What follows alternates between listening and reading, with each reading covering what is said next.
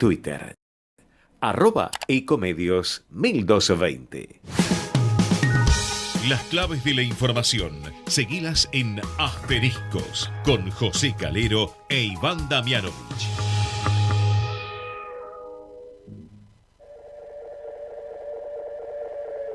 Esto que estás oyendo ya no soy yo. Es el eco de... ¿Qué tal? ¿Cómo les va? Otra noche de miércoles para compartir toda la información clave a mitad de semana con nuestros asteriscos por Ecomedios 1220, por supuesto siguiendo el día a día de la pandemia de coronavirus. Hoy volvió a haber información, alguna muy interesante, sobre estudios que se están haciendo respecto de las vacunas, mientras empiezan a surgir dificultades, por ahora disimuladas por el gobierno, pero es obvio que hay dificultades con la entrega de algunas vacunas. Ya se sabía lo de la Sputnik, el componente 2, muy dificultosa la entrega del mismo, pero también han aparecido problemas con las vacunas de AstraZeneca. No están llegando en la cantidad prevista, hay muchísima gente esperando. Bueno, esto preocupa a tal punto que en la ciudad de Buenos Aires empezaron a hacer estudios más a fondo sobre qué ocurre cuando se empiezan a cruzar las vacunas, cuando la segunda dosis no pertenece al mismo grupo de la primera. Hay distintos estudios que empezaron a trascender, no han arrojado resultados malos, pero sí empieza a haber preocupación en la población, que ve como los meses van corriendo y la segunda dosis no llega como corresponde. Es uno de los temas que vamos a tratar de analizar hoy, mientras se va instalando ya en el mundo la idea de que será necesaria una tercera dosis de la vacuna contra el COVID. Lo vamos a hacer junto a Iván Damianovich. ¿Cómo estás, Iván? Muy bien, José, buenas noches, ¿cómo estás? Bueno, estaba siguiendo, ahí se difundió un estudio muy interesante que hizo la ciudad de Buenos Aires, observando, bueno, cuántos anticuerpos genera cada combinación de vacunas, si conviene aplicarla en un plazo corto o conviene diferir esos plazos. Bueno, hay distintos resultados muy interesantes. Lo más relevante de todo, Iván, es que generan anticuerpos y en un nivel bastante alto, sobre todo la vacuna rusa y también la de AstraZeneca. Tal vez un poquito menor el resultado con la vacuna de Sinopharm. La ventaja en ese sentido en la Argentina es que se ha aplicado a una población más joven. Ya se sabía que esta vacuna tiene menor capacidad de producción de anticuerpos, pero en todos los casos se están produciendo anticuerpos, lo cual ayuda a combatir el coronavirus, y creo que se está empezando a notar también en la caída, en la cantidad de contagios, también en la cantidad de muertes, por lo menos en días anteriores. Hoy nuevamente ha habido una cantidad de muertes importantes, pero entiendo que la tendencia es que todo vaya a la baja. Bueno, es que, José, evidentemente estamos en una instancia un poco más auspiciosa, más allá, por supuesto, de los muertos que tenemos que lamentar todos los días, y que cada vida, bueno, vale, ¿no? Cada vida es una vida. Entonces, ya el solo hecho de saber que hay argentinos o argentinas que están perdiendo su vida a causa de esta pandemia nos pone a todos muy tristes. Pero bueno, más allá de eso, evidentemente la tendencia, como bien decís, es declinante, es auspiciosa, y lo que estamos viendo en los países del primer mundo, bueno, también hablan de cierto control, por decirlo de algún modo, de la pandemia, y lo que en todo caso también se empieza a vislumbrar como una posibilidad es que la tan temida variante Delta, bueno, pegue en el palo, ¿no?, en la Argentina. Es decir, pase en todo caso con un alto grado de inmunidad de su población, de nuestra población. Así que, bueno, ya hay casos, hoy lo decía el ministro de Salud, que empiezan a demostrar cierto grado de circulación comunitaria. Iván, ahora en un ratito lo vamos a seguir analizando, porque queríamos también abordar hoy en el programa, bueno, ¿qué está pasando? Después de todo estamos ya inmersos en la campaña electoral. Se vienen ahora en septiembre las primarias, luego las legislativas en noviembre. Hay estudios que empiezan a circular de opinión pública y queríamos tener un panorama sobre qué está pensando el electorado a esta altura del partido, bombardeado como está por la pandemia y también por los problemas económicos y sociales. Vamos a hablar ahora, Iván, con Cristian Boutier, director de CB Consultora. Lo tenemos en línea. Cristian, José Calero, Iván Damianovich, ¿cómo estás? ¿Cómo están? Gracias por la comunicación. Bueno, Cristian, queríamos tener un panorama. La primera duda que empieza a surgir es, y sobre todo en quienes son candidatos, ¿no?, es el porcentaje de gente que puede llegar a acercarse a la votación, sobre todo ahora en las PASO del 12 de septiembre. ¿Ustedes están visualizando o se espera una caída en la cantidad de votantes? Sí, se espera una caída comparado a elecciones anteriores. Pero más que nada también por los antecedentes que estamos teniendo en las elecciones previas que se han dado en las provincias, ¿no?, para renovar las legislaturas provinciales. Por ejemplo, en la elección de Misiones participó un 59%, una elección que se hizo en junio. La elección la elección provincial, no legislativas provinciales. La de Jujuy también participó el 62%, pero históricamente participaba el 75-77%, en Misiones también. Y ahora tuvimos en Salta, ¿no?, donde la participación en la provincia fue del 60%, donde naturalmente también participaban 15-16 puntos más. Me parece que no va a ser sorpresa de que a lo largo y lo ancho del país, en las elecciones de septiembre, estemos entre el 55 y el 65% de participación. Por debajo de los valores que estamos acostumbrados, ¿no?, para esta fecha. Perdón, Cristian, Iván Damianovich, ¿cómo estás? ¿Cómo va? ¿Podés repetir entre el 55 y el 65? Sí, el 55 y el 65 son los valores que nosotros estamos proyectando. Depende del distrito. Hay distritos que tienen un caudal y un voto estructural bastante consolidado, pero los distritos donde y que son más numerosos, donde justamente se necesita la autoconvocatoria de la gente que va a las urnas, no ese grado de movilización, ahí vemos que merma. Mirá, la primera elección que tuvimos en la Argentina, en el marco de la pandemia, dentro del calendario electoral, fue la de la ciudad de Río Cuarto, en Córdoba. Se renovaron intendentes. Una municipalidad que históricamente votaba el 70-72%. Bueno, votó el 50%. Fue en noviembre del año 2020, el año pasado. Entonces, esa fue la primera. Después tuvimos Misiones, Jujuy y Salta. Ahora vamos a tener el 29 de agosto las de gobernador en Corrientes, que también van a ser un parámetro. Por lo menos la participación. Obviamente que cada elección es única. Una cosa es votar legislativas provinciales, otra gobernador. Pero la participación sí es un parámetro, porque ahí se mezcla, obviamente, la precaución por la pandemia, más lo que están naturalmente infectados que no pueden ir a votar, los que son contactos estrechos, pero también el grado de apatía, que eso es otro foco, porque se vio en esta elección de Salta del domingo pasado, que fue la primera elección post escándalo de Olivos, donde el voto en blanco fue del 13%, y uno dirá, bueno, sí, pero una legislativa provincial. La apatía es transversal, y además en este caso cuando justamente la figura implicada es la del presidente, y ahí para abajo naturalmente genera un descreimiento prácticamente transversal. Ahora, Cristian, en todo caso, si uno tuviera que hacer un análisis para entender, bueno, las razones, ¿no?, Sí. Más claras, creo, en general la falta de interés, ¿no?, en definitiva no deja de ser una falta de interés de la sociedad sobre elecciones que parecieran en algún sentido como, bueno, fuera de la agenda cotidiana de la gente, ¿no?, que viene de casi no poder trabajar, de casi no poder salir, de enfermedad, en fin, de noticias que han ido por una agenda paralela, social, muy diferente a la política, y que de golpe nos encontramos con que hay que ir a votar. Bueno, ahora, ¿a qué fuerza política afecta mayormente la no participación o la baja participación de la sociedad en los comicios.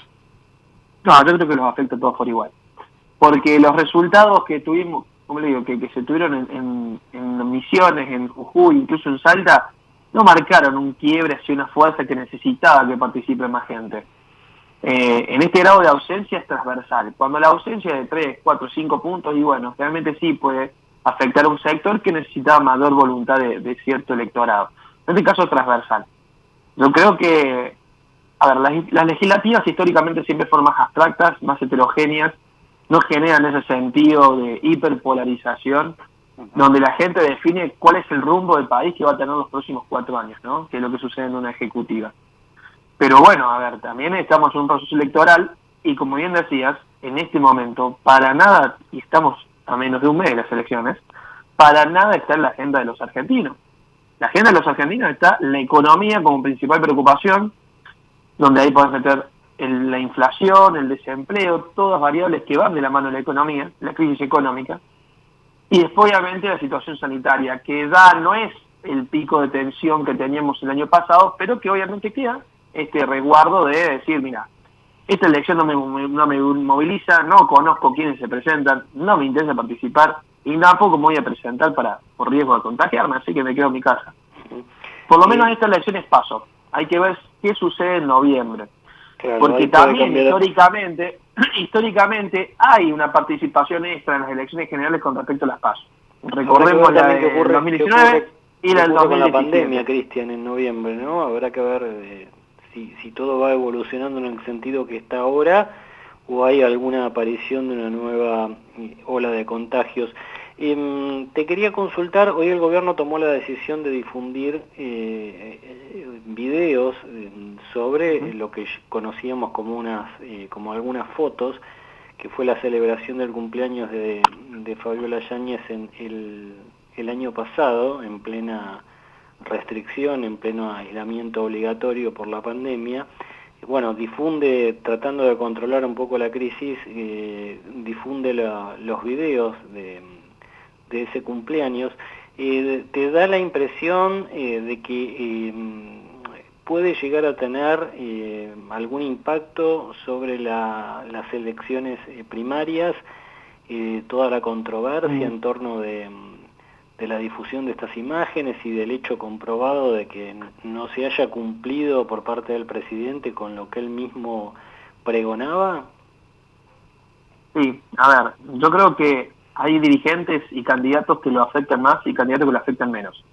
A una Tolosa Paz, que tiene obviamente en la tercera sección del conurbano su bastión político, pero que tiene que salir a cautivar votantes en el interior de la provincia de Buenos Aires y también obviamente en la primera sección, que es más filo de Juntos por el Cambio, la afecta, pero dentro de todo hay un piso electoral consolidado por ser gobierno a nivel provincial, gobierno a nivel nacional, la estructura y obviamente porque hay un bastión electoral. Pero pensemos, por ejemplo, en Carlos Caserio de Córdoba, candidato a senador, por el Frente de Todos, o por Arabel Fernández Sagasti en Mendoza, ¿no? Candidata a senadora.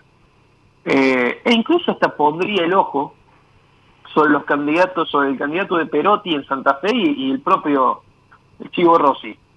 Digo, necesitan noticias positivas de Casa Rosada, no este tipo de escándalos. ¿Entiendes? O sea, porque demasiado se le hace difícil en esos distritos que históricamente no son kirchneristas, Mendoza ni hablar, Córdoba ni hablar, Santa Fe un poco, pero en este contexto es una elección difícil. Me parece que necesitan noticias positivas y a quien verdaderamente afecta a este tipo de noticias es justamente el indeciso, al votante pendular, indeciso, moderado, que en este momento no sabe a quién vota y que con este tipo de circunstancias por lo menos está definiendo a quién no vota.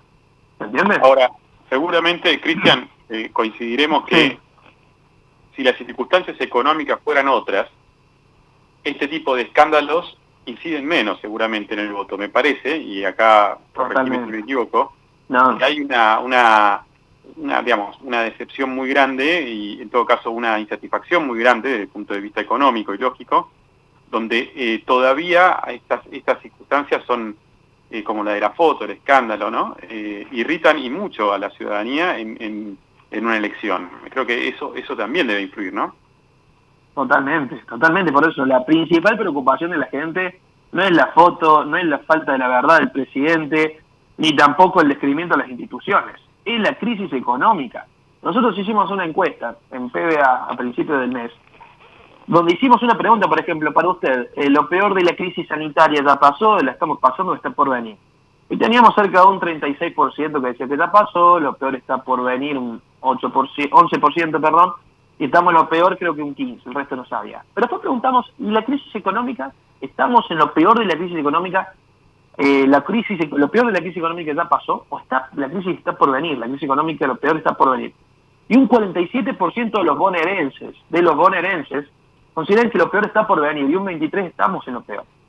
Si eso lo redondeas, estamos cerca de un 80% de las personas que consideran que estamos en lo peor de la crisis económica, y lo peor está por venir. Entonces, ese es el verdadero miedo. El pensamiento hoy de la elección es por elevación, pensando realmente cómo va a estar el dólar y la economía después de noviembre. ¿Por qué esa es la preocupación que mueve al electorado argentino? Ya sea el pequeño ahorrista, el emprendedor, el independiente, el trabajador también, porque sabe que hay si una devaluación, naturalmente se licúa el salario, porque cada vez compra menos. Entonces, eso es lo que mueve hoy la agenda. Y ese es el talón de Aquiles del gobierno. Porque si vos tenés en la provincia de Buenos Aires que solamente menos del 10% considera que la peor de la crisis ya pasó, que es lo que se podría indicar a Macri, decir, pero Macri, pero hay un 10%, 12%, depende del sector, se le puede adjudicar de que, bueno, hoy la crisis económica se le está afectando al propio Alberto Fernández y a esta gestión, y en el marco de la pandemia y la cuarentena. Por eso es muy difícil. Y después sí está tomando iniciativas que son absolutamente de microclima, pero de un microclima muy chiquito, que por lo menos generan un speech que hay que ver después. Yo considero que electoralmente no va a generar grandes cambios. Por ejemplo, el DNI no binario. Nosotros, a partir de este avance, nosotros empezamos a agregar en las encuestas, nosotros definimos el sexo, hombre o mujer, y empezamos a poner no definido, ¿no? No llega ni al 1% el sexo no definido de las personas que nos responden. Claro. Ese es el caudal político por el cual se pesca con el DNI no binario.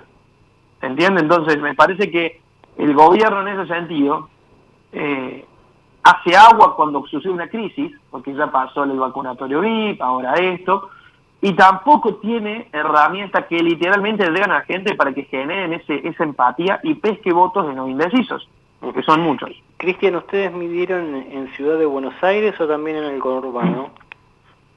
Medimos en Ciudad de Buenos Aires también, esa otra medición, una medición que hicimos, un segundito que te la encuentre. En Ciudad de Buenos Aires, ¿sigue consolidada la oposición o ha habido cambios? No, en Ciudad de Buenos Aires vemos ahí al oficialismo de la ciudad bastante consolidado.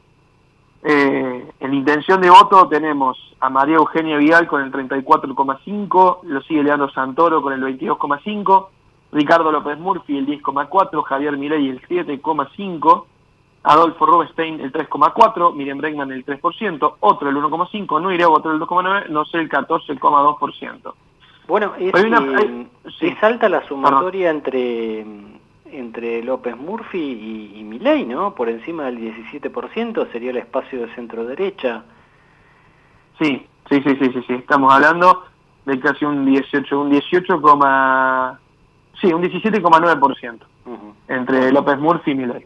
Eso es interesante porque hay que ver si todos los votos de López Murphy, en el hipotético caso que para mí es una condición sine qua non, pierda la interna con Vidal, si van hacia Vidal, ¿no? Y justamente Javier Milei no puede capitalizar algunos votos del propio López Murphy. Cristian, gracias, te mandamos un abrazo. No, por favor, a disposición. Ahí estaba el analista político, especialista en opinión pública, Cristian Boutier, director de CB Consultora. Vamos con Melina y volvemos en un minuto.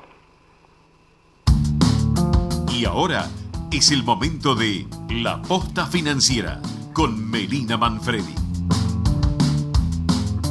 Auspicia este programa Banco Comafi. Si te va bien, nos va bien. No dejemos de cuidarnos.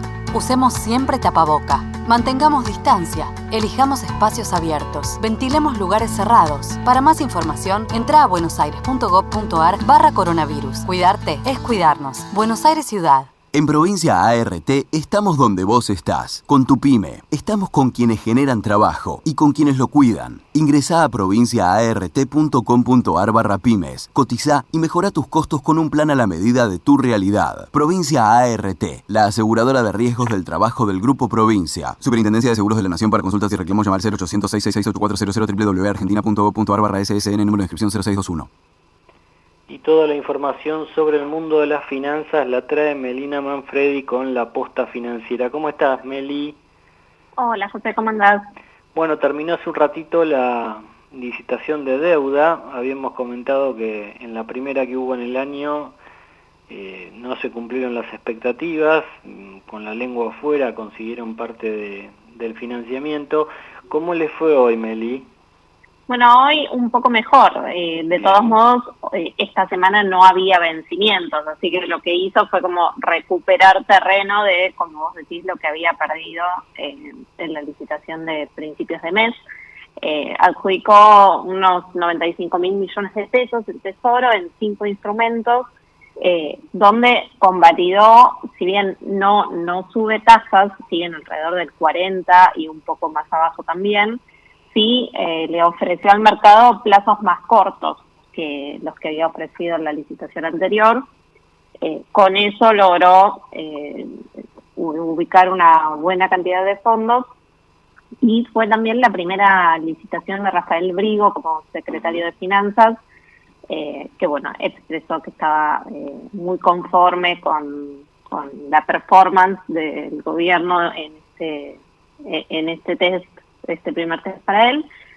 Hay que ver ahora qué va a pasar en la del viernes que viene, a ver si termina agosto con una imagen un poco más saludable. Uh-huh. Sí, está costando conseguir plata, indudablemente, se están pagando tasas altas también, pero bueno, hoy hubo un poco más de oxígeno. Y por otra parte también está tratando de ayudar el Banco Central. La semana pasada ha tomado medidas para que no se vaya tanto la inversión al dólar. ¿Qué resultado está dando eso, Meli? Bueno, en principio confusión y dudas. El Banco Central quiso cortar una operatoria que se estaba haciendo, uno de estos famosos rulos, donde a través de las compra-venta de bonos y la obtención con ellos de divisas se hacía una diferencia porque como el Banco Central interviene en algunos bonos pero en otros no, había unas diferencias de precios que los inversores estaban aprovechando. Bueno, quiso cortar eso y lo que hizo fue una normativa muy general que dice que cualquiera que compre dólares a través de la bolsa, ya sea dólar MEP, que es el dólar local, o dólar cable contado con liquidación, que es el dólar puesto en el exterior, tiene que contar con una cuenta bancaria a su nombre para que esos dólares se depositen automáticamente. Entonces, todo el tiempo tenés que entrar al mercado, comprar los dólares y salir a un banco. Uh-huh. Bueno, en no lo que debe ser nada fácil, ¿no? Abrir una cuenta en el exterior. No, claro, porque en lo que es la operatoria local, bueno, todo el mundo puede rápidamente, si no tenía, abrir una cuenta en dólares. Pero en la operatoria de cable o contado con liqui, muchas sociedades de bolsa te dejaban tener la plata en una cuenta comitente, o sea, una cuenta de inversión en el exterior, y vos desde ahí podías de pronto invertir en acciones o en fondos del exterior. Ahora tenés que abrir una cuenta en un banco, no es nada fácil. Si bien se puede abrir, por ejemplo, una cuenta en Estados Unidos como extranjero, la realidad es que los bancos estadounidenses no son muy proclives a la apertura remota de cuentas, así que para empezar hay que empezar pensando en viajar. Uh-huh. Luego hay que elegir y asesorarse bien respecto de qué tipo de cuenta se va a abrir. Y también sucede mucho que el banco no quiere abrirle una cuenta a una persona extranjera, pero sí, por ejemplo, le abre a una empresa estadounidense. Entonces quizás las personas terminan haciendo una sociedad en Estados Unidos para obtener una cuenta, al final pueden terminar pagando más impuestos por la supuesta ganancia de esa compañía. Entonces es importante elegir bien la entidad que le pueda abrir una cuenta a una persona física y estar bien al tanto de cuáles son los requisitos. Entre otras cosas, obviamente vas a tener que presentar una identificación, un servicio a tu nombre para que se constatar que no sos ciudadano estadounidense ni residente estadounidense, un extracto bancario, porque los bancos de afuera lo que hacen es respaldarse en que otra entidad ya hizo el proceso de conocimiento del cliente y el análisis de la persona, y por supuesto poder justificar el origen de los fondos. Bueno, sí, y también hay que ver qué costos, qué comisiones cobran los bancos del exterior. Indudablemente la idea del Banco Central era complicar la operatoria, sobre todo el contado con liquidación, lo logró. Hay mucha confusión aparte en el mercado, y con eso, bueno, baja la demanda sobre ese mercado y tiene que poner menos dólares de las reservas para contener la cotización, así que por ahora está dando resultado la estrategia, no en cuanto a lo que piensa el mercado del sistema financiero argentino, ¿no? Donde las críticas son feroces por la opacidad que tiene todo lo que es el cepo cambiario y lo que ya conocemos y venimos analizando semana a semana, pero bueno, el objetivo de llegar con el dólar más o menos controlado a noviembre, creo que se está cumpliendo. Después de las elecciones se verá, ¿no? Hay muchos interrogantes sobre qué puede pasar con el dólar después de las elecciones de noviembre. Melina, te despedimos, te seguimos leyendo como siempre en tn.com.ar, ese gran portal de noticias, y nos reencontramos la semana próxima. Hasta la próxima semana, José, un abrazo. Iván, bueno, estábamos analizando un poco qué está ocurriendo con la pandemia. Bueno, estamos en un escenario un poco más auspicioso que las últimas semanas. Hoy 247 muertos, 9.764 casos, siguen niveles altos, pero como vos comentabas en el arranque del programa, estamos en un escenario menos grave, menos traumático que hace algunas semanas, ¿no? Sí, José, y por supuesto que, bueno, lo decíamos también, ¿no? La posibilidad de pegar cerca, si querés, en el palo de lo que puede llegar a ser la circulación comunitaria ya de una manera descontrolada de la cepa Delta o de la variante Delta, bueno, es interesante. Ojalá finalmente podamos, aunque sea, avanzar rápidamente con más vacunas para que más gente pueda estar inmunizada. Y bueno, por supuesto que todo esto convive, José, con esto que venimos conversando y que ya es un escándalo a todas luces, como fue la foto, la famosa foto a la que hoy se suma unos videos, hay que decirlo. En la tarde de hoy se conocieron videos de la fiesta de cumpleaños de la pareja del presidente en la Quinta de Olivos, unos videos que el propio gobierno dejó trascender y filtró a medios amigos para, de alguna manera, bueno, concentrar todos los golpes en un mismo tiempo.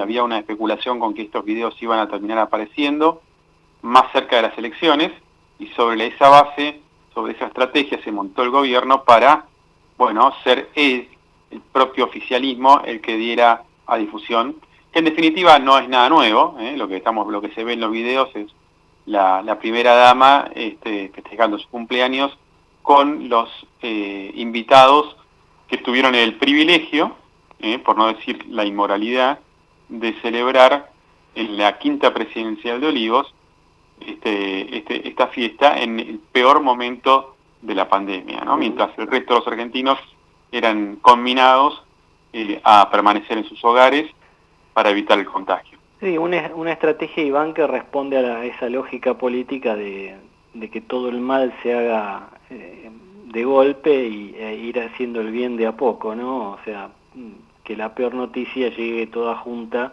para que tal vez la oposición no pueda capitalizar la aparición en cuentagotas de lo que fue esa reunión. Pero atención, porque en el gobierno hay cierta preocupación, porque aparentemente no fue la única. Así que bueno, habrá que ver si hay más testimonio o imagen, sea foto o video, porque aparentemente no fue la única reunión social en la que estuvo el presidente. No, y además, ¿sabés qué, José? La realidad es que el tono del presidente, que hoy mismo volvió sobre el tema, cuando parafraseó a Jauretche a la hora de explicar los errores de lo que pueden cometer quienes conducen un gobierno popular, pasan de la bronca, el enojo, como mostró días atrás el presidente, al calificar incluso de miserables a aquellos que se montaron arriba de la noticia, a la victimización, que vimos hoy también. El presidente se victimiza, en definitiva, con un tono que la verdad deja mucho que desear. En todo caso, cuando una persona se equivoca, y uno puede esperar eso sobre todo de un presidente de la nación, es que además de pedir perdón, bueno, termine la historia, ¿no? En definitiva, la sociedad será la que juzgue sus acciones. Pero seguir sobre el tema y además de esto, atacar a la oposición, a la sociedad, a quienes piensan diferente, por supuesto que la oposición también hace su juego político, pero digo, el error está cometido, el delito en todo caso está hecho, es hora de ponerse los pantalones largos, me parece, asumirlo y dar por terminado el asunto. Esto es lo que se espera, pero bueno, no es lo que uno está escuchando, y es el propio presidente que en ese discurso permanente de pretender de alguna manera justificar o enojarse con la realidad, es el que termina dándole en todo caso más letra a la oposición, que aprovecha y mucho ahora que se acercan los comicios. Me parece que cuando uno plantea una crisis en términos de comunicación, lo que dedicamos a esto, bueno, sabemos que hay que acotarlo en algún punto y hay que cambiar rápidamente de eje. El presidente pareciera empecinarse en mantener el tema. Un escándalo más, bueno, una mancha más que le hace al tigre, dirán algunos. Veremos cómo evoluciona este tema, pero sobre todo el principal, ¿no? Como lo hablábamos en la entrevista de arranque del programa, Iván, que es la pobreza, el escenario económico de recesión que todavía persiste y la situación social que es gravísima. Iván, nos reencontramos la semana próxima. Con mucho gusto, José. Aquí estaremos. Un abrazo grande.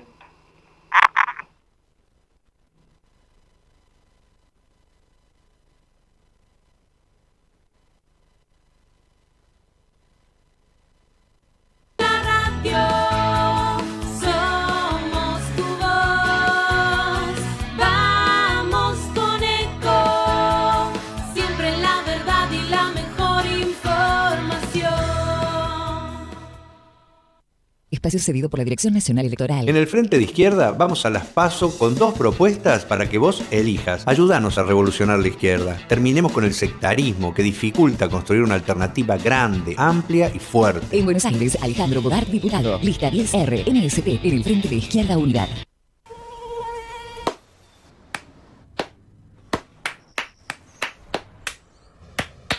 No aplaudamos al mosquito, combatámoslo en serio. Para combatir el dengue, el zika y el chikungunya, evitemos que los mosquitos piquen y se reproduzcan. Usemos repelentes, coloquemos tules en la cuna de los bebés y demos vuelta a contenedores para que no se acumule el agua. Si tenés fiebre alta, dolor de cabeza y dolor muscular, no te automediques y acudí al médico. Encontrá más información en argentina.gov.ar. Argentina Unida, Ministerio de Salud, Argentina Presidencia. Espacio cedido por la Dirección Nacional Electoral. Tengo una panadería. Bueno, necesitamos a alguien que defienda nuestra libertad de trabajar, pero más que nada, que ya haya defendido la libertad de trabajar. Es la experiencia que se necesita para el futuro de la provincia. Diego Santilli, Graciela Ocaña, precandidatos a diputados nacionales por la provincia de Buenos Aires. Lista 506, juntos.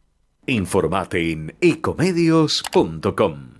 Espacio cedido por la Dirección Nacional Electoral. Para renovar a la izquierda, Héctor Heberlin, diputado por la tercera sección de Buenos Aires. Lista 255. Movimiento al Socialismo.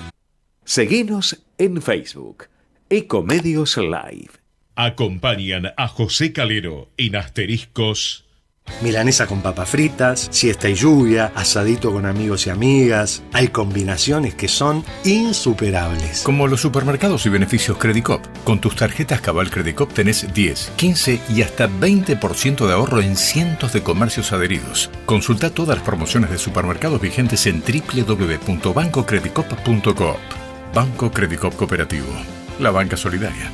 Promociones aplicables a la cartera de consumo. Más información en www.bancocredico.coop o a través de Credicop. Responde al 0810-888-4500. Convivir es cuidarnos. Legislatura de la Ciudad Autónoma de Buenos Aires. Encendemos cada momento desde que comienza tu día. Calentamos cada rincón de tu casa. Estamos en esa ducha que te despierta y también en el crecimiento de tu negocio. Llegamos a más de 2 millones de usuarios desde Buenos Aires hasta Tierra del Fuego. Millones de personas que usan esa energía y la transforman en algo mejor. Camusi, más que energía. No dejemos de cuidarnos. Usemos siempre tapaboca. Mantengamos distancia. Elijamos espacios abiertos. Ventilemos lugares cerrados. Para más información, entra a buenosaires.gov.ar/coronavirus. Cuidarte es cuidarnos. Buenos Aires Ciudad. En Telecom queremos que todas las personas puedan hacer un uso positivo de la tecnología y descubrir las oportunidades del mundo digital. Conoce más sobre nuestros cursos y talleres gratuitos en digitalers.com.ar. Telecom. Nos unen las ganas de avanzar. Grupo Petersen, desde 1920, construyendo el país. Protege tu vivienda. Los escribanos de la ciudad te lo hacen sin costo el 28 de agosto en la Facultad de Económicas de la UBA, Uriburu 763. Saca turno previo en www.cuidalotuyo.org. Más info en Instagram, @Colegio Escribanos Cava. Aeropuertos Argentina 2000 adaptó sus 35 aeropuertos con nuevos protocolos para que sigas viajando seguro. Aeropuertos Argentina 2000.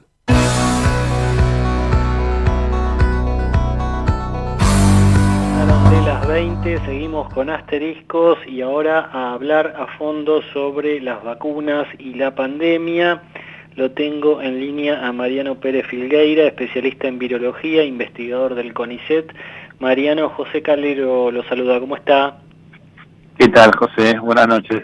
Bueno, teníamos mucho interés en hablar con usted, sobre todo por algo que la gente está siguiendo de cerca. La Argentina tuvo dificultades en el acceso y tiene en el acceso a las vacunas, se ha visto obligada a combinar vacunas. Y queríamos tener un panorama de su parte sobre, qué resultado o qué expectativas se puede tener sobre esta combinación de vacunas contra el COVID. Yo creo que las expectativas son muy buenas. Argentina y otros países han hecho la combinación de vacunas. Los primeros que hicieron la combinación de vacunas fueron en varios países de la Unión Europea. De hecho, eso fue a principios de este año, de hecho, cuando combinaron vacunas, por ejemplo, la AstraZeneca con algunas de las vacunas de RNA, en su mayoría las de Pfizer. Yo creo, se va como juntando bastante evidencia sobre las ventajas de combinar vacunas. En Argentina se ha activado todo un proyecto de investigación clínica, que es un proyecto de clase 2, por la cantidad de muestras y la cantidad de centros donde se está haciendo en Ciudad de Buenos Aires, en Córdoba, San Luis, donde se están probando un número importante de combinaciones con primeras dosis de Sputnik, con primeras dosis de Sinopharm, con primeras dosis de AstraZeneca y refuerzos de la misma vacuna, de las vacunas cruzadas. En general, hoy hubo un primer informe donde se mostraron resultados de la ciudad de Buenos Aires y de provincia de Buenos Aires, que son los que empezaron antes. Y los resultados son muy buenos en términos de seguridad. Realmente la seguridad no es diferente a la de las vacunas que se utilizan individualmente o que se usan igual en la primera y la segunda dosis, y los resultados de inmunogenicidad son iguales o mejores que los esquemas originales. Con lo cual yo digo, no es muy sorprendente para la gente que trabaja en inmunología y en vacunas, no es muy sorprendente porque es un recurso que se usa mucho. Y de hecho, si uno se pone a pensar, qué sé yo, la Sputnik es una vacuna combinada. Usa un componente para la primera dosis y otro para la segunda. Entonces, de ahí ya estábamos usando, sin saberlo claramente, una vacuna que era combinada. Pero en realidad estas combinaciones tienen un plus porque utilizan en algunos casos plataformas diferentes de producción de la vacuna, lo cual en muchos casos es bueno porque complementa mecanismos inmunes en cada caso. O sea que yo creo que es una salida no solo viable, sino que en algunos casos ya diría hasta deseable, digamos, porque mejora la performance en algunos casos de los esquemas originales. ¿Y qué ocurre con el tiempo que pasa entre la aplicación de la primera dosis y la segunda? Hay muchos casos en la Argentina donde se esperaba que a los 3 meses se iba a dar el refuerzo o la segunda dosis y mucha gente han pasado 4 meses y no la ha podido recibir. ¿Esto en qué medida lo puede perjudicar a quien no recibe la segunda dosis? ¿Cómo opera esto? En general, a ver, hay dos aspectos. Primero, que depende un poco del tipo de vacuna. Digamos, hay algunas vacunas que tienen los esquemas, digamos, los esquemas óptimos dependen del tipo de vacuna. Cuando se pusieron todas las vacunas en prueba y se plantearon los tiempos de revacunación, siempre se buscó que fueran lo más cortos posibles para terminar rápido los ensayos y poder tener números rápido que permitieran los permisos de uso de emergencia. Por eso todas las vacunas originalmente en todos los ensayos clínicos manejan de mínimo 3 semanas y en general la mayoría era de 1 mes. Luego con el tiempo se fue viendo que ese lapso para algunas vacunas podía estirarse y que generaba mejores resultados a la hora del refuerzo.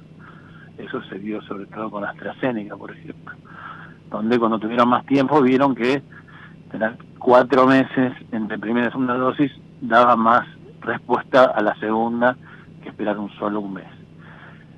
Entonces, dicho, ese aspecto existe, las vacunas con el tiempo tienden a funcionar mejor. Ahora, hay una cuestión de compromiso en el cual, si bien la inmunidad con el tiempo en general mejora, también es cierto que tener una dosis es un poco peor que tener 2. Entonces, ahí tenés como una solución de compromiso entre que esperás, cuánto tiempo esperás que vaya a mejorar la respuesta y cuánto tiempo estás con una dosis que eventualmente puede llegar a funcionar peor que 2. Entonces, esa es la solución. Ahora, en términos reales, la inmunidad de ninguna forma se acaba, de hecho va aumentando con el tiempo. Pero en la presencia de un agente que puede eventualmente circular entre la población, qué sé yo, tener 2 dosis es mejor que tener 1. Entonces, por eso es el juego de compromiso. Pero no es que a los 3 meses la inmunidad se agota y el que tiene 4 no tiene nada. De hecho, el que tiene 4 va a estar mejor que el que tiene 3, que el que tiene 2, pero va a estar peor que el que tenga 2 dosis. A los 15 días de la segunda dosis posiblemente esa respuesta sea mejor. Entonces yo creo que ahí está el juego de compromiso que hay que tratar cuando vos tenés de hecho, por ejemplo, una variante que es especialmente transmisible, mejorar lo más posible a nivel poblacional el nivel de inmunidad. Por eso se busca completar las segundas dosis lo antes posible, pero no es que la gente después de los 3 meses se quedó en Pampa y la Villa y ya no tiene más nada, no ocurre así. Todo indica que sería necesaria una tercera dosis en algún momento, o todavía no se sabe eso. Y es muy difícil ahí separar diversos factores, incluyendo los económicos. En general en Europa lo que se está haciendo es, en algunas vacunas, reforzar para cierta parte de la población, que son, por ejemplo, gente con cuadros de algún tipo de inmunosupresión o tratamientos que afecten la inmunidad. Entonces, en esos cuadros sí se ha recomendado la aplicación de una tercera dosis. Hay bastante controversia porque no está muy claro todavía que sea necesario. Por supuesto, las compañías, las que tienen algún beneficio económico, intentan establecer el tema de las terceras dosis. Pero de hecho hace un par de días estuvo en una reunión, obviamente online, de la OMS, de la Organización Mundial de Salud, y hay mucha discusión respecto a eso. Todavía no está muy claro. Sí, en los casos en los cuales son personas que por su historia clínica tienden a responder un poco menos a las vacunas. En esos casos tiende a darse una tercera dosis para alargar el periodo de inmunidad. Pero bueno, son decisiones, qué sé yo. Entiendo también que en Uruguay, en Chile, sobre todo las personas que habían recibido los esquemas de la vacuna Sinovac, tienen la posibilidad de darse una tercera dosis. Qué sé yo. En Estados Unidos la gente que recibe Johnson, que es una sola dosis, no están autorizados a recibir otra más, a menos que de alguna manera engañe al sistema, pero la CDC y la FDA no autorizan terceras dosis, por lo menos hasta ahora. Bueno, esperemos que por lo menos acá empecemos a completar las 2 dosis, todavía falta mucho, pero se va en camino de eso. Mariano, gracias por este contacto, que le vaya muy bien, No, por favor, José Andrés. Ahí estaba Mariano Pérez Filgueira, especialista en virología, investigador del CONICET, hablando en asterisco sobre el escenario de vacunación. Ahora, las claves de la información bonaerense en asteriscos. Provincia de Buenos Aires, Juan Andrés Paulenco. ¿Cómo estás, querido Juan? Bien, José, contento poder estar contigo y toda la audiencia. Bueno, sé que estás con mucho trabajo, Juan. Bueno, hay mucha movida política en la provincia, por supuesto. Hubo campaña en La Plata por parte de Santilli y Patricia Bullrich. Sí, a ver, el dato nos dice que ambos se juntaron para criticar las políticas de seguridad de Sergio Berni, pero yo te invito, José y audiencia, a poner la lupa sobre Patricia Bullrich y por qué la convocaron a sumarse en la campaña en la provincia de Buenos Aires. Patricia Bullrich estaba muy malhumorada con lo que pasó en Capital Federal. Repasemos, quedó fuera de la lista, ese famoso gesto que le han pedido, la cambiaron por Vidal, y bueno, ella estaba, a ver, su gente dentro de todo medio como que estaba de brazos cruzados. Bueno, ahora es protagonista, va a estar recorriendo la provincia, en especial las ciudades capitales y cabeceras de cada sesión electoral. Por ejemplo, La Plata es una ciudad amiga, Mar del Plata también, Bahía Blanca, San Nicolás, y el problema es el conurbano profundo, donde Patricia Bullrich dentro de todo se sabe mover muy bien con el tema de las críticas sobre seguridad. Y del otro lado, también el kirchnerismo hizo su movida, Juan, en este caso en Quilmes. Sí, la verdad que el kirchnerismo está trabajando muy mucho, Quilmes, La Matanza, Ituzaingó. Bueno, en Quilmes te cuento de Mayra Mendoza con el gobernador Kicillof y otro protagonista muy interesante, Sergio Massa, que se sumó a caminar, a reforzar la campaña de Victoria Tolosa Paz, del doctor Daniel Golián. Yo lo veo a Massa con el traje de precandidato a presidente de la Nación, donde se mueve, donde trata de estar por arriba de los candidatos y Por ejemplo, ayer en Ituzaingó pasó lo mismo.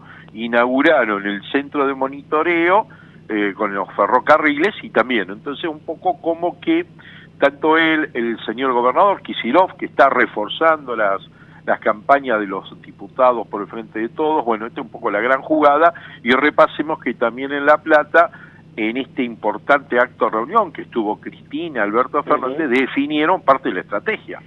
Bueno, necesitamos de muchos periodos de gobierno, dijo Cristina Kirchner, quien salió a sostener a Alberto Fernández en este momento complicado, pero parece que la vicepresidenta ya está pensando en los próximos 4 años, y no en que todavía faltan más de 2 años de este gobierno.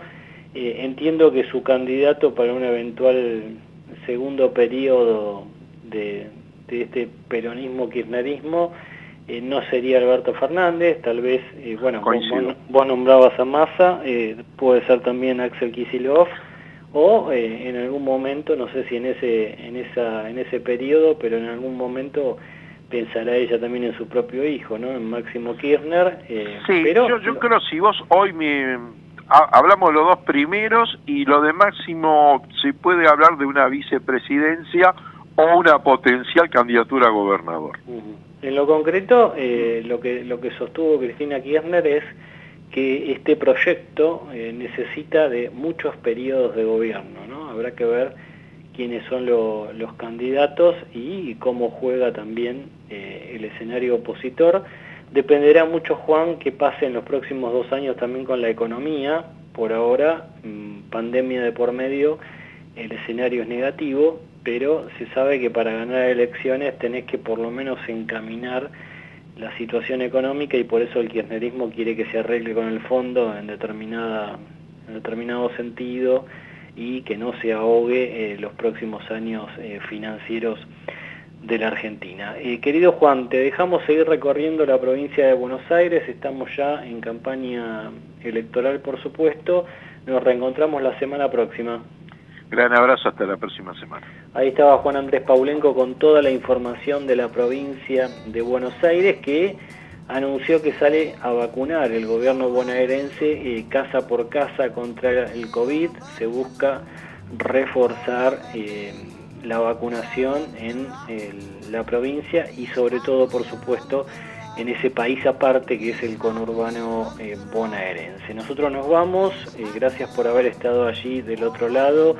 Siga en nuestra Ecomedios 1220, nos reencontramos el próximo miércoles con asteriscos, información clave a mitad de semana desde las 20 como siempre. Chau.